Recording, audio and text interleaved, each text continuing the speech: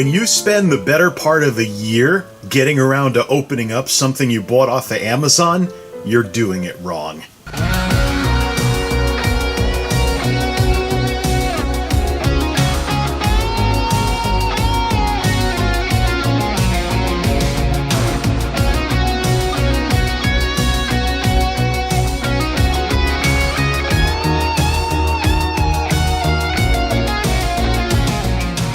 The wacky world of MultimediaJay.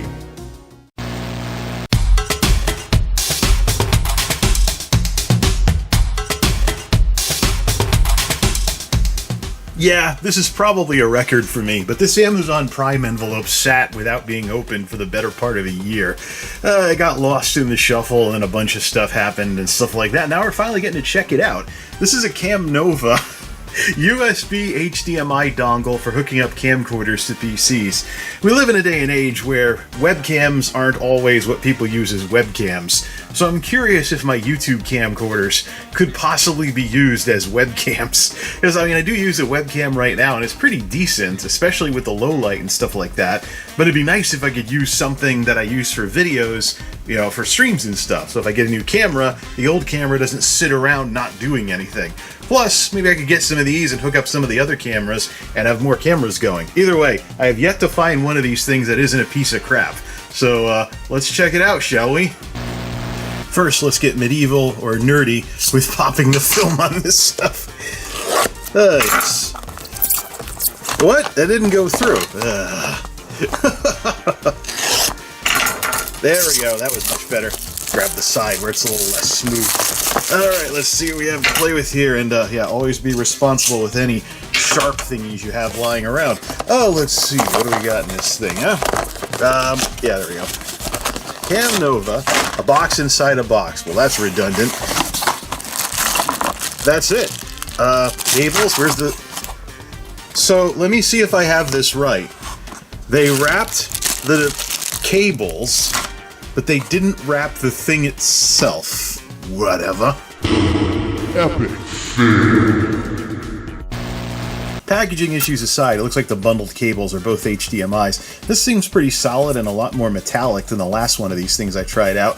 Looks like it's a USB 3. The bundled cables are basically an HDMI and a mini HDMI cable, so this thing knows its target audience. Now, in 2020, before I got the Sony Handycam that I use nowadays, I picked up a Canon camcorder to try and improve my camera, and didn't work out so well because the camera was only an MP4 camera, and there's a bit of a problem with my video editing software generating phantom sound syllables when I record when I edit MP4s on it.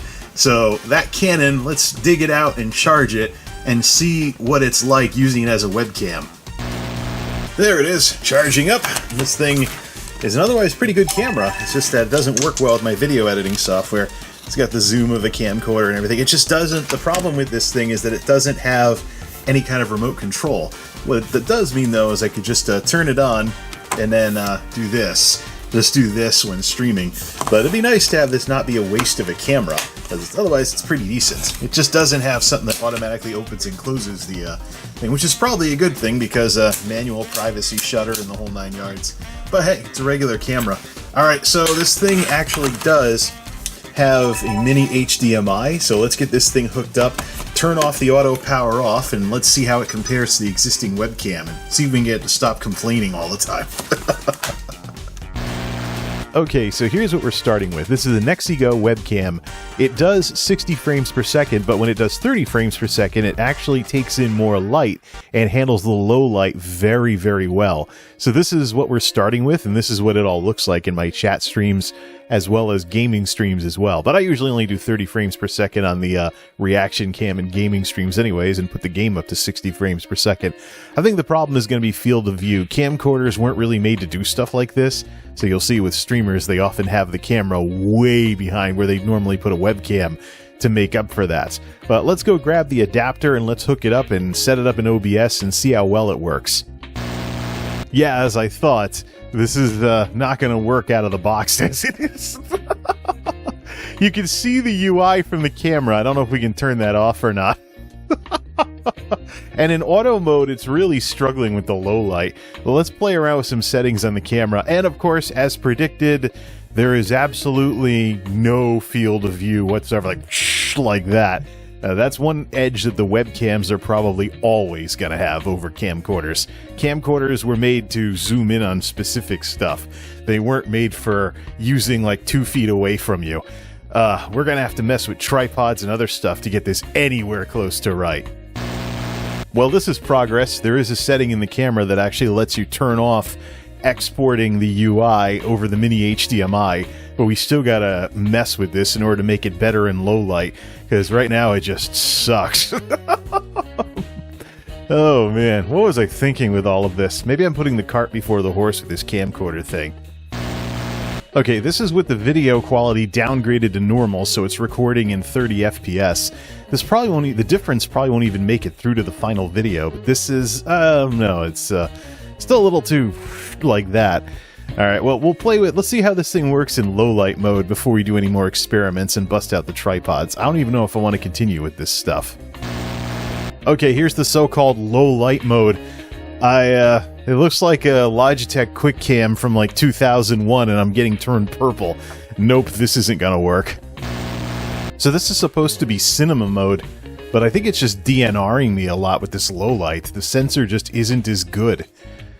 Let's try some other cameras, see if we can repurpose those instead. Beginning with the camera I used to make YouTube videos with. This is much, much, much worse. I think it's Canon or bust with that camera. We couldn't use this with a permanent setup anyways, because the old Sony Handycam isn't set up to be able to turn on and off with a button. You have to open and close the lid in order to start it up. No, this is smudgy. It's horrible, even at the highest quality. This thing was not made to work with something like this dongle. Epic fail. Alright. Streamers can keep this crap. So I backed the camera onto a tripod behind the desk. And now I look like I'm off to the side. It's behind the TV. If I adjust the angle too much, you see the back of the speaker that's right about here. This is a disaster. This is an absolute disaster. You see too much of everything else, and it's like... I guess webcams are a thing for a reason. They are designed very specifically for what it is that they do. And no matter how many dongles, brand name, non-brand name, whatever, that I try and put my camcorders through, it just doesn't work as well. So I don't know what I'm going to do with this Canon camera. Look, yeah, see, I'm like half behind the TV now because of the field of view issues with the camera. I could get a wide-angle lens if I really wanted to, but no. Okay, this experiment is over. We're going back to webcams. Epic fail. Well, that didn't quite go the way that I wanted it to, but it's not the end of the story when it comes to this dongle setup in this Canon camera.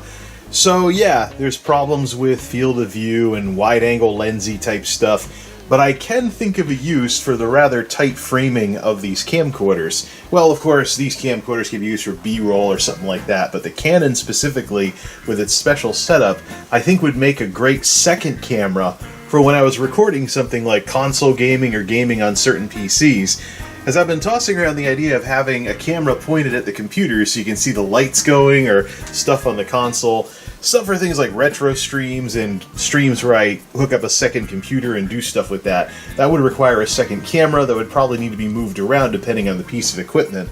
And I think that's where this Canon and other cameras like it could really shine, because we could set everything up for the stream, then just have everything going, and then just put it away when we're done or when we change the hardware. So, it's not the end of the story when it comes to these HDMI dongles, and this, I think, does work pretty well. There's another thing in play here as well, and you're seeing some of it with my use of the blue background, but still illuminating things with that light over there, and that is lighting. Fundamentally, at their core, cameras are basically light processing machines, and some of them are better in low light than others. So the solution, if the low light performance is terrible, is quite simple. Add more light.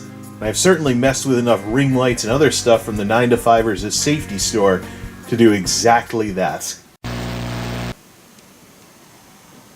What have I done? Once again, I have bitten off more than I could chew with a YouTube video. Wanted to do too much, and then stuff got in the way, and now here I am, embarrassed all to whatever, on New Year's Eve, with 2 hours, roughly, left to go in 2022. Well, this tech video is not going to drag on over into 2023. Let's try to learn from this and not screw this up so badly again, although I did have a brush with COVID in November. To have a video span like the rest of the year is something I don't want to make a habit out of. You know what? To make sure this nonsense doesn't go any further, we're going to give this the Sopranos treatment. You remember that end of the Sopranos thing where everything suddenly went dark? I don't know, I thought about parodying it from time to time, but